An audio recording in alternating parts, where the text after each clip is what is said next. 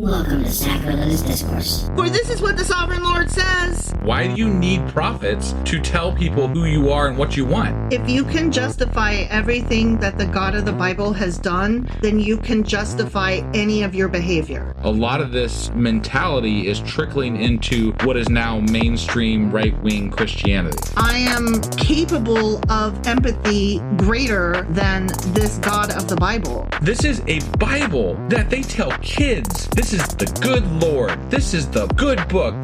He is fantasizing about murder, mass murder.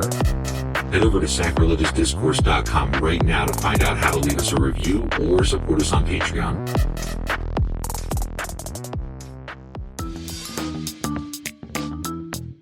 Hey there, sinners and saints. It's your favorite Bible-bashing duo from Sacrilegious Discourse, and we need your help. That's right, folks. We're raising funds for some heavenly equipment and a studio that doesn't sound like it's in the depths of hell. Our current setup, let's just say it's more apocalypse than audiophile. So if you want to hear us dissect the Bible without the background noise of demonic squirrels, chip in a few bucks. We're aiming for $5,000 to upgrade our audio and build a studio worthy of blasphemous banter. Donate today and help us spread the good word of atheism. You can find a link right on our homepage, sacrilegiousdiscourse.com. Every dollar counts. Even if it's from your collection plate.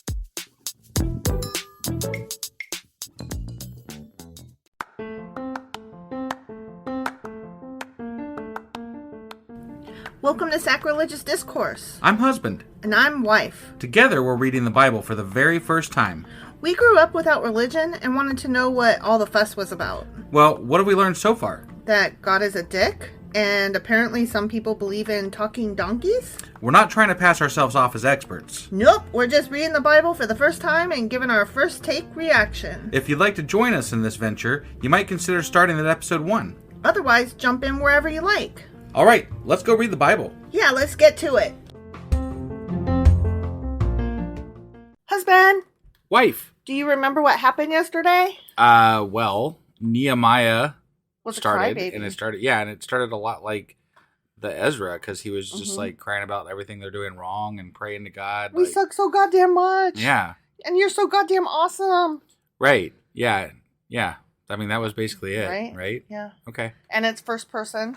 Yeah. Nehemiah's telling this story. Even though or it might whatever. be Ezra, but Right? Like, whatever. I or don't know. The author of Nehemiah might have borrowed from Ezra. Something. Yeah. I don't fucking know anymore. I don't either. It's all a bunch of gobbledygook. It's silly. Yeah. Okay. All right. Well, that was Nehemiah chapter 1. Not first Nehemiah. No, man, I struggle with that. Me too. It's just- yeah. And then today we're going to be doing Nehemiah chapter 2. All right, let's do this. Okie dokie.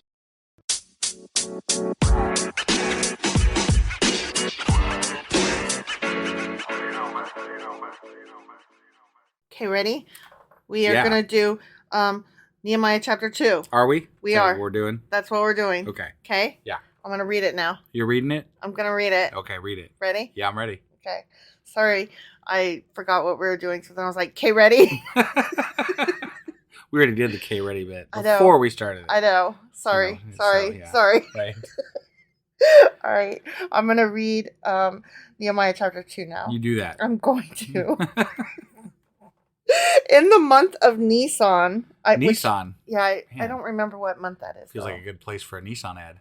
You're an idiot. No? Like, that was so fucking obvious that. Yeah, Like- it was. It was like, bad. So on the nose. I mean, because, yeah, Nissan.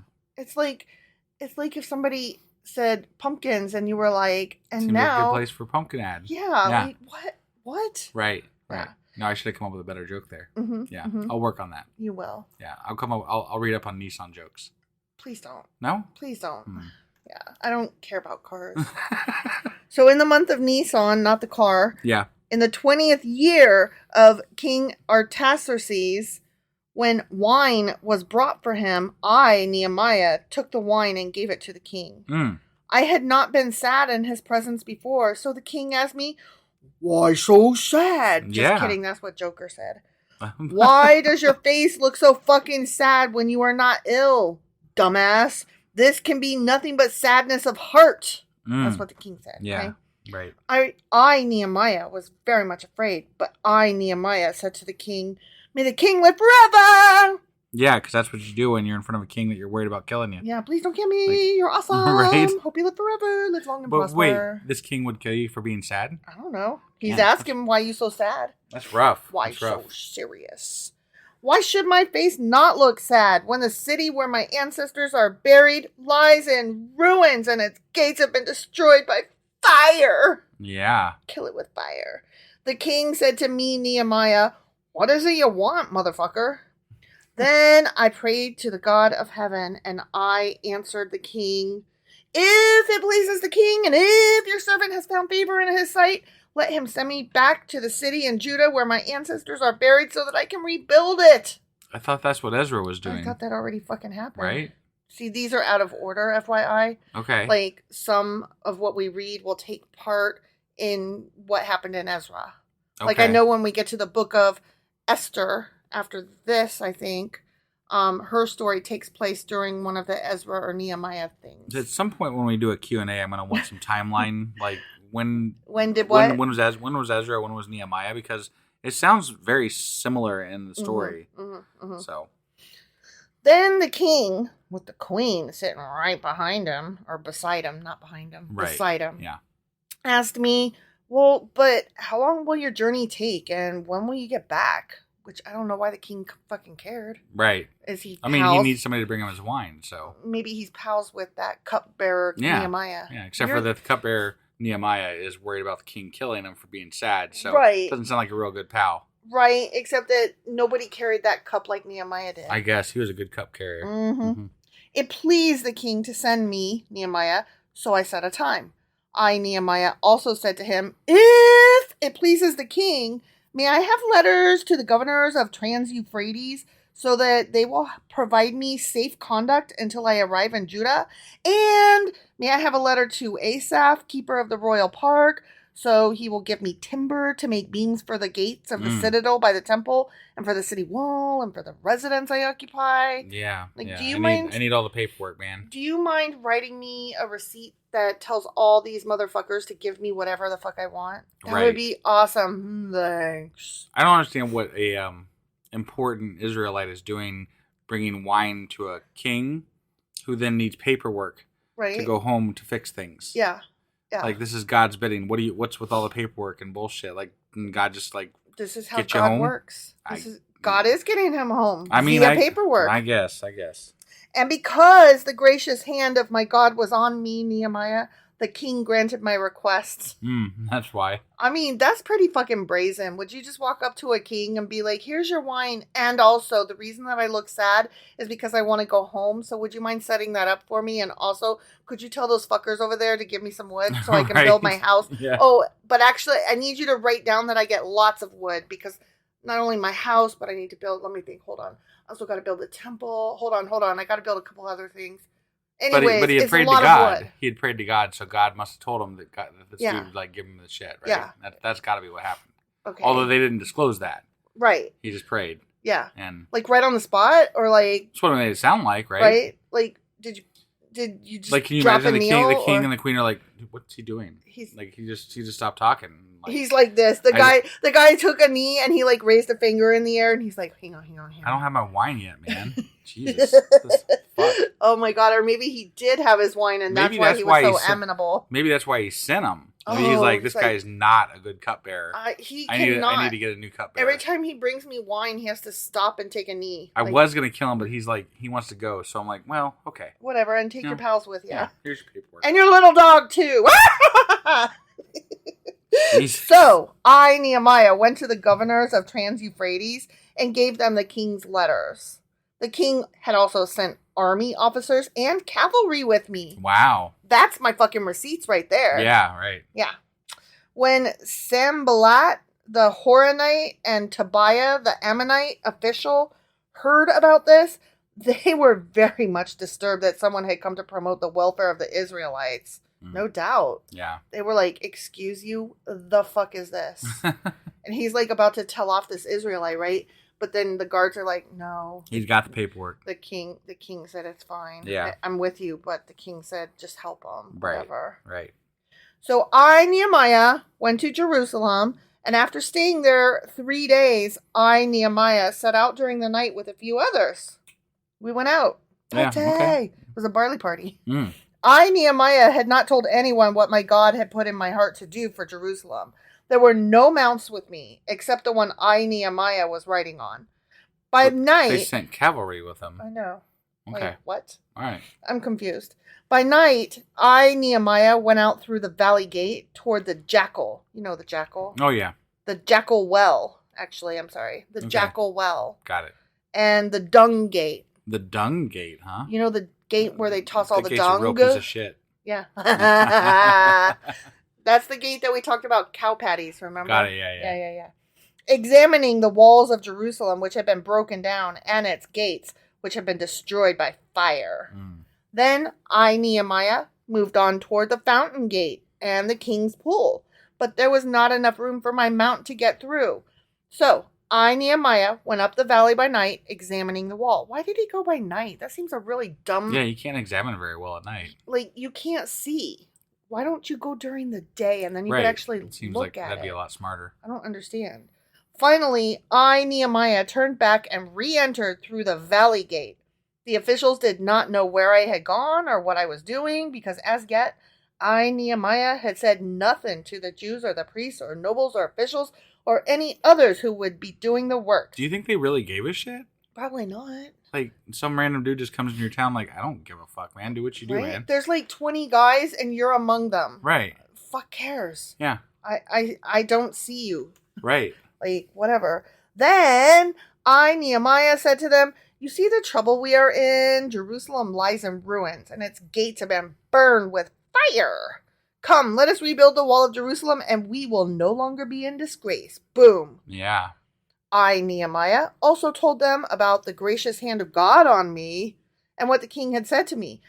Oh, but let me just interrupt myself for a minute, because guess what? What? God has his hand on me. Did you know it? Does he? Yeah, and also he told me to tell you that I need to have fazoli's for dinner tomorrow night. No. But God told me. I don't care. But God said. God can eat a dick. God wants me to have fazoli's. Yeah, no. Okay, well, you do not have the hand of God on you, so no, I you don't. will feel his wrath. Okay. And I welcome it. Okay. Yeah. I'm just saying. Right. Okay. Anyway, let's continue this Bible reading. They replied, let us start rebuilding. Whee! So they began this good work. But when Sanballat the Horonite, Tobiah the Ammonite official, and Geshem the Arab heard about it, they mocked and ridiculed us. You fools. You're ugly and your nose is big. You guys stink. You smell like butt. I don't know. I'm just making shit up. Yeah, no, I got it. Okay. What is this you are doing? They asked. Are you rebelling against the king? Didn't they have the king's blessing? I, Nehemiah, answered them by saying, the God of heaven will give us success. We, his servants, will start rebuilding. But as for you, motherfucker, you have no share in Jerusalem or any claim or historic right to it. The end. This sounds exactly like the story of Ezra. Because, Right? like, it's the people that... Remember they went and tattled? And, like, this sounds like the same fucking story. Well, this is the personal version of it. Okay. Like, before they were like, Ezra did some things and those things happened over there, but blah, blah, blah. This is, like, first person, like, telling us as it happened. Right, but why was the other guy Ezra and this guy's Nehemiah? Because Ezra was letting us know a thing that happened, and Nehemiah is either borrowing from that and then giving us a personal example. Okay. Or he's, like, embellishing the story, and they're trying to, like, make it more... But it is a copied story. Yeah, definitely. I mean, it's the same fucking story. Yeah, definitely. So far. Yeah. Essentially. Yeah. So, okay. Well, I didn't... There's a lot of fucking doubles in the Bible. There is. This one doesn't bother me, though, because it's like if I said, did you know that in 2020 there was a pandemic, and then I told you a story about a pandemic, right? Mm-hmm. And then you read the Stephen King book, The Stand, and you were like, my wife already told this story. Well, excuse me, but the story that I told was generic and, like, wasn't a story. It was like a paragraph, whereas, you know, the Stephen King novel is like, but that's not 5 the way. million That's not the way it went, long. though. Ezra was literally the one that went and traveled from. But he told it was not as detailed. He just gave you the overview. Okay. Ezra is saying, or Nehemiah is saying, this happened to me. I was there. I thought that's the way it went in Ezra, kind of, too. No. All right. No. All right. You are mistaken. Okay. You're conflating. You're conflating somebody telling you about something with somebody who was actually there and did it. I mean, this is a first-person account. I get that. But they were talking about Ezra doing the same exact fucking things. It's different. Okay. It feels different to me. Doesn't to me. Well, I'm sorry it doesn't feel different to you. Damn same to me. Well, it is boring either way. I'll give you that. All right. Well, that was Nehemiah chapter 2. Sure as fuck was. And we will be back tomorrow with Nehemiah chapter 3. We'll see you guys then. Yep. Bye.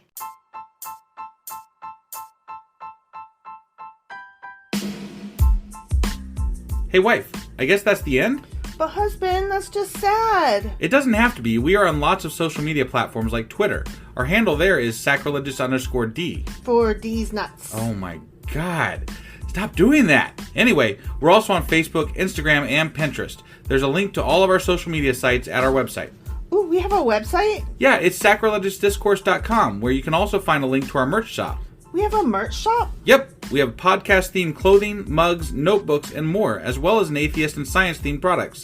Wow, our fans should really go check that out right now. Definitely. They can get in touch with us by sending an email to sacrilegiousdiscourse@gmail.com. But before they do that, we could really use some help. Oh yeah? With what? Well, it's not free running the podcast, and we need some financial support in order to get better equipment, which will free up time so we can concentrate on our podcast and our fans. Okay, so what should they do? Head over to patreon.com/sacrilegious discourse and sign up as a contributor on our podcast. Supporters there receive additional bi-weekly episodes that we record just for our Patreon members for as little as $2 a month.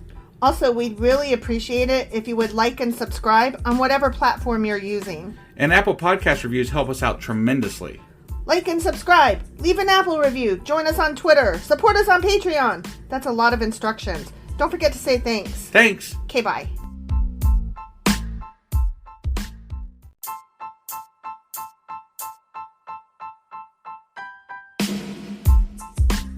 Hey, wife, I guess that's the end?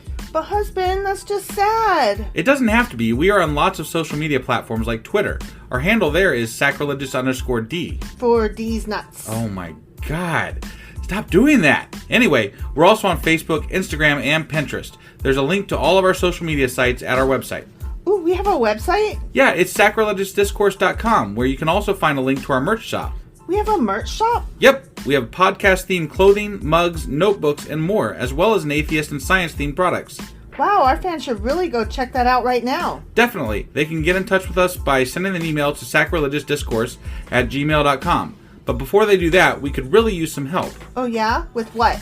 Well, it's not free running the podcast, and we need some financial support in order to get better equipment, which will free up time so we can concentrate on our podcast and our fans. Okay, so what should they do? Head over to patreon.com/sacrilegious discourse and sign up as a contributor on our podcast. Supporters there receive additional bi-weekly episodes that we record just for our Patreon members for as little as $2 a month. Also, we'd really appreciate it if you would like and subscribe on whatever platform you're using. And Apple Podcast reviews help us out tremendously. Like and subscribe. Leave an Apple review. Join us on Twitter. Support us on Patreon. That's a lot of instructions. Don't forget to say thanks. Thanks. Okay, bye.